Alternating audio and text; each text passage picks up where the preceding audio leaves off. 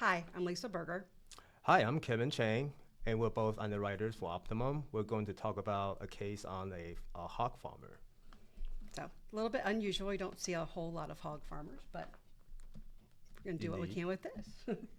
We have a 44-year-old male. He's a non-tobacco user, and he's coming in for $6 million on a UL product. The application shows he's 100% owner of the farm, and he has been since 2019. The beneficiary is the farm. Okay. And the application under income, it states the income is 2.75 million and his net worth is 1.35 million. So on this face amount, we got a financial questionnaire. It shows that the farm employs 16 people, so this is a decent sized hog farm. Lots of hogs. Lots of Yes. hogs, lots of hogs. The assets are shown at 8.8 million. The liabilities are shown at 8.3 million, and he shows the equity at 500,000 with that. Digging a little bit deeper, we see the gross sales are 2.75 million, and the net business income is 200,000.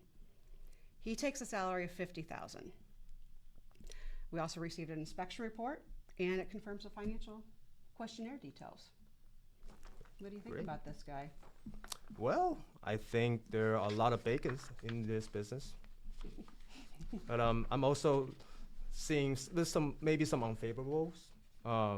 Perhaps there are maybe some figures like sales with income on the application, maybe kind of not exactly correct. I think he got a little confused on that. Yeah, When yeah. he said income, he was going with his sales as With the income rather sales. than really what we mean by income. Yeah. And also looks like he's got a bit of a debt. So maybe I have some concern. There's some leverage there Yeah, pretty highly with leveraged. his liabilities. And also looks like, if we just going by what he said with his income of only $50,000, we may have a little bit of trouble to justify his face amount of $6 million. Right, because if we're just using regular income multiples, what's much less than 6 Yeah. for that. And even if we use its net worth, even with the benefit of it being a UL product, it still doesn't get us there even combined. Mm. But some of the good factors were, he does have sales of 2.75 million. That's a That's lot good of hog sales. farming Mhm. going on. So with this, he's got a decent amount of employees, which is not a small operation. Indeed. So And and he can he's, probably find his business website or something. I'm sure we online. could. Yeah, you're right. I bet he does have a business website, and there's a little bit of activity on there that we could verify on the web, which is a great way to confirm information. He owns 100% of the farm. It's not like it's a corporation where he owns 5%. He's So 100%. it's like more like a family business. Right. Yeah. So established, trusted, Right. has that goodwill that's kind of intangible when you're looking at the finances. Now, he's highly leveraged, but the asset value exceeds about the amount that he's requesting. And we know that in farms, they utilize depreciation on their taxes highly. Right. The equipment's expensive, buying the livestock's expensive, buying seed if they're doing crops is expensive. Those are usually highly leveraged, and they take advantage of the tax depreciation to reduce their taxable income. Normally, when we look at income on the 1040 on the 1A on the front page, it'll show like maybe 16,000 for a farmer's income, when really that's not it. They've just taken all of the deductions, all the depreciation, everything. They've taken advantage of it. So if it's a case where you've got the benefit of the full tax forms, the Schedule F actually shows farm income, and it'll break down the income from crops and livestock and other activities. And I know a lot of people say, hog farmers, might be connected with the mafia. Hopefully this is not the case with this gentleman.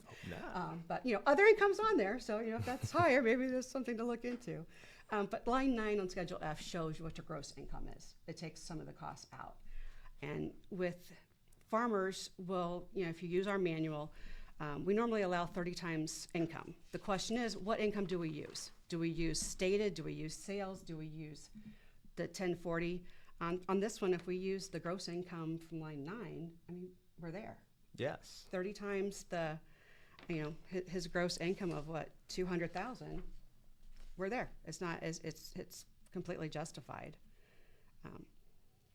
And so we basically have his tax return, Mhm. right? And so there are a lot of information that we can use in there that's, going to help us to justify. Definitely, in this case, it's more of a combination of a personal and business insurance, Exactly. even though the beneficiary is his business.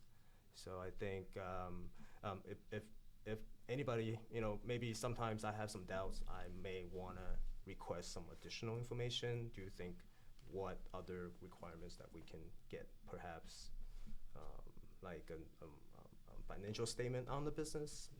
We could do that. We could look at the tax returns for the business. With if he was only a partial owner, then I think we would want to do that. It doesn't mean that it wouldn't be justified, but we want to see those being separate. Like we talked about before with the web search, being able to verify the information of what he's doing in the community and the articles written about him. There's a lot of different things that we can do with this, but I think when it comes down to it, for the $6 million on this gentleman, I think it's justified. What do you think? Yeah, I think he can probably justify for a higher face amount if they choose to. But definitely, I think with all the information that we have, $6 million is a good starting point. Great.